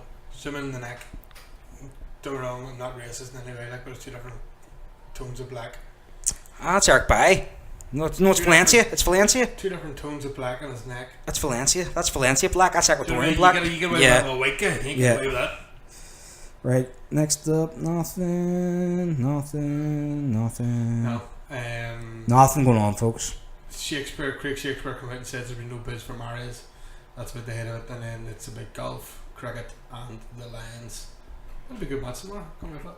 Just what we're talking about. Don't do rugby. You can't be a better rugby union. Like, rugby union's good watch rugby league. If it's on and shit, I'll watch it. You know, like if it's on and I've nothing else to fucking watch, like I'll just stick it on the background and I'll drink a beer and. No, rugby union's good to watch. Loads of UFC this weekend too. What's Ultimate Fighter finales tonight and. Thing it's what do you call her? Cyborg's fighting tomorrow. Isn't it Cyborg tomorrow? No, Thing fights tomorrow. What do you call her? Joke Tate, fucking Misha Tate. Oh, Amanda Nunes, that's who it is. Shevchenko and Romeo and Whittaker. Did you see that guy's training regime? Romero's. The wrestling. Oh my god! How tiring. He's an that guy animal. makes me feel He's 41. bad just to He's watch 41. him. Do you know what I mean? And that guy, like, oh, such. Like, that guy's bigger than both of us put together, right? Big time. And it's all muscle. It's rock solid. It's a guy's a fucking Absolute animal. rock solid. Tell us this. What happened with him and Bisbing? Is that not happened yet? Or I don't know. Yes, I watch a bit of MMA, but the last time I remember was Joel Romeo fighting and Michael Bisbing at the top of the. And him. It was like something of the fucking. Bisping, I love you. I see you soon. The finger and all that shit. Yeah. Something of the WWF, and that was it. Nothing Yeah, was so- ever seen or said. That fight was supposed to be. That was against Chris Weidman. Yes. And I need him to Hit death. him in the face, and don't get me wrong, I'm a big Weidman fan, like, but He's done, mate. He's done. absolutely. After Rockhold beat him, and Romeo beat him, yeah, Romeo killed him. and then Thingy beat him. Who beat him? Oh my god, he's one of my favourite fucking fighters. His name's just completely went out of my head. I was going to say, sure, Romeo only beat him a couple months ago. So I wouldn't like. He lost Weidman's after. fought since. He lost just before that against. Oh my god, his name was just about to come off my fucking tongue. Or Musasi, Gegard Musasi beat him, and he was like, "Oh no, you cheated. No man, I need you in the face legally, and you went down. You've had over 5 minutes to recover." I remember watching that. Yes, I remember watching that. Yeah, and I was like, "Well, that's a legit stoppage then for me." So the referee done the right Remember thing. in the face. Yeah, he's like, "That's illegal," and he's like, "What the fuck?" And then they check the thing, and it's not legal. And they're like, "No, we can use video replays." That was New York. Yeah. So, two big cards in the MMA. United's tour kicks off. We fly out Sunday. When do you go? Fly this weekend. Do you fly this weekend as well? So we're probably going to get the squads tomorrow. Yeah. So we might. Well, that's a weird thing with us, was getting players in before. That's what we want, yeah. We never had that. We always get players after pre-season. Yeah, usually traditionally August time. Usually Yeah. traditionally. And I think it'll work well that the likes of Host Spicy with Lacazette Yeah. will blend in early. Yeah. So that's like the second he was signed, which I think was a friend of mine. Was it Liam Quinn? Somebody tagged me on Facebook. It's under the Sun's post. Lacazette joins. I see as soon as he tagged me, this was 2 or 3 minutes after it was announced. I was on Arsenal's website making a tap with Lacazette in the back. Haven't released the number yet. Like, so basically they said it was ordered and it'll be dispatched whenever the number's released. Yeah, that I would say the tour squads will be announced tomorrow. We fly out Sunday, so probably like yourselves, and then Monday's our first press conferences from our managers. Yeah. Monday or Tuesday. Yeah, I can't wait to hear what Wenger says. I can't wait to hear what Mourinho says about Woodward. Where the fuck's my players? Because there's one thing Mourinho is very good at, is subtly letting everyone know what's going on. Subtly. Nothing fucking subtle about it. Exactly. Right, folks, that's been the Football Weekly with me and Boiler, so take care of yourselves, and if the squads are announced tomorrow, we'll probably talk about it in the Talk Balls podcast, and you will hear that on Monday morning at 7 a.m. And then like, subscribe, share, download, fucking everything. People aren't doing it, but we're getting a lot of listens. Yeah. We're getting more listens than we have subscribers. It doesn't work this way. You have to help us out, folks. We need to grow. Yeah. So help us out. Fucking just, it's free, folks. All we're asking for, you click a fucking like button. Do you know what I mean? So stop being cunts and just hit the fucking button. All right. Take care. Enjoy the fucking crazy week, and we'll be back sometime next week. As I say, this show's not going to be set because we work crazy hours. Yeah. So it is going to be at some point. It could be fucking Tuesday. Yeah. It could literally be. It could be fucking Tuesday. Minutes. It could be in 20 minutes. Mate, I'm not free next week. Let's go again. All right, folks. Take care. Be good. Bye.